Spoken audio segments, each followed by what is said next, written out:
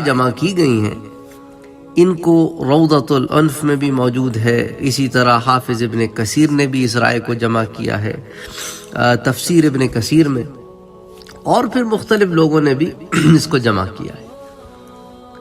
تو بہرحال وہ یہ بھی لکھتے ہیں کہ وہ سوڈان کے نوبی قبیلے سے تعلق رکھتے تھے، اور ان کا جو ہائٹ تھی، ان کا جو قد تھا، وہ چھوٹے قد کے تھے، بدن ذرا بھاری تھا، رنگ سیاہ تھا، ہونٹ موٹے تھے، ہاتھ پیر بھدے تھے جیسا کہ افریقی لوگوں کے ہوتے ہیں، مگر اس تمام حلیے کے باوجود نہایت نیک، زاہد و عابد، صاحب حکمت آدمی تھے۔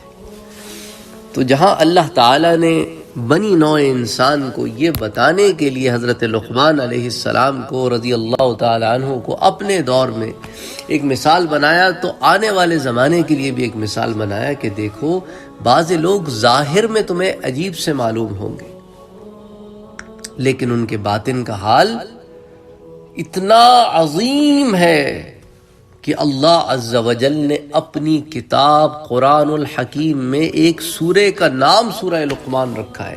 تو سوچیں کہ یہ اللہ کا کتنا مقرب بندہ ہوگا کہ اس کے نام پر ایک سورت ہے، اور جو قیامت تک انشاءاللہ پڑھی جائے گی، اور انہیں اللہ نے نام سے بلایا ہے اور نام سے ان کے حالات بیان فرمائے۔ سبحان اللہ، سبحان اللہ، سبحان اللہ۔ اللہ تعالیٰ نے انہیں علم و حکمت کا ایک ذخیرہ عطا فرمایا تھا۔ بعض مورخین یہ بھی لکھتے ہیں کہ وہ حضرت داؤد علیہ السلام کے زمانے میں عدالت کے قاضی تھے۔ حضرت ابن عباس کا ایک قول ہمارے سامنے آتا ہے، فرماتے ہیں کہ لقمان حبشی غلام تھے اور نجاری کا پیشہ کیا کرتے تھے۔ حضرت جابر بن عبداللہ فرماتے ہیں کہ لقمان پس قد، موٹے ہونٹ والے، نوبہ قبیلے سے تعلق رکھتے تھے۔ تو یہ حضرت جابر بن عبداللہ کا بھی قول آ گیا۔ حضرت سعید بن مسیب فرماتے ہیں کہ حضرت لقمان مصری سوڈانی تھے۔ تو وہ کہتے ہیں کہ مزید برآں ہمیں افریقی تحقیق میں یہ پتہ چلتا ہے کہ ایگزیکٹلی افریقہ میں کہاں سے تعلق تھا۔ مصری اور سوڈانی، یہ دونوں چیزیں، کیونکہ وہ پورا ایک علاقہ تھا نا، بہت بڑا سا علاقہ تھا، اس کے اندر مصر بھی تھا اور سوڈان بھی تھا۔ بہرحال تو اللہ تعالیٰ نے اگرچہ ان کو نبوت نہیں عطا فرمائی تھی، مگر حکمت اور دانائی کا ایک بہت بڑا حصہ عطا فرمایا تھا۔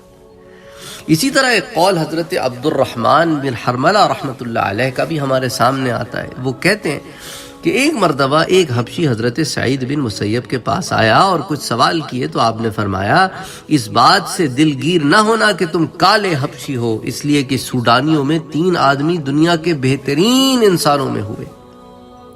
ایک حضرت بلال حبشی رضی اللہ عنہ، ایک حضرت عمر رضی اللہ تعالی عنہ کا غلام مہجہ، اور ایک حضرت لقمان الحکیم جو سوڈانی نوبی تھے، اور ان کے لب بہت موٹے اور بھدے تھے۔ تو اس واقعے کو روضۃ الانف میں، پھر تفسیر ابن کثیر میں، تاریخ ابن کثیر میں متعدد جگہ پر بیان کیا گیا ہے۔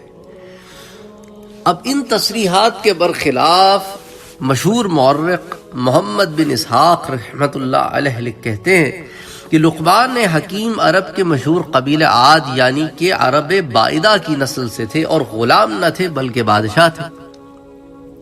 وہاب ابن منبع یہ کہتے ہیں کہ جب شداد بن عاد کا انتقال ہو گیا تو حکومت اس کے بھائی لقمان بن عاد کو ملی، اور اللہ نے لقمان کو وہ چیز عطا فرمائی جو اس زمانے کے انسانوں میں کسی کو عطا نہیں کی گئی تھی۔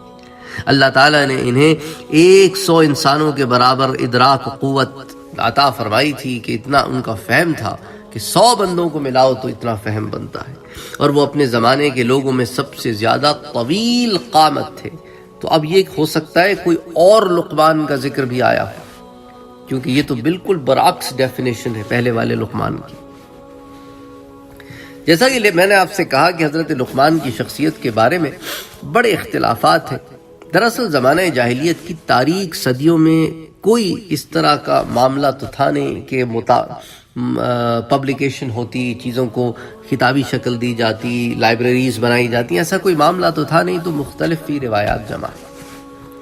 معلومات و واقعات کا انحصار جو ہے وہ زیادہ تر اسے کہتے ہیں نا ورڈ آف ماؤتھ، منہ در منہ روایات چلتی رہتی تھی جو سینکڑوں برس سے چلی آ رہی تھی، اور اس معاملے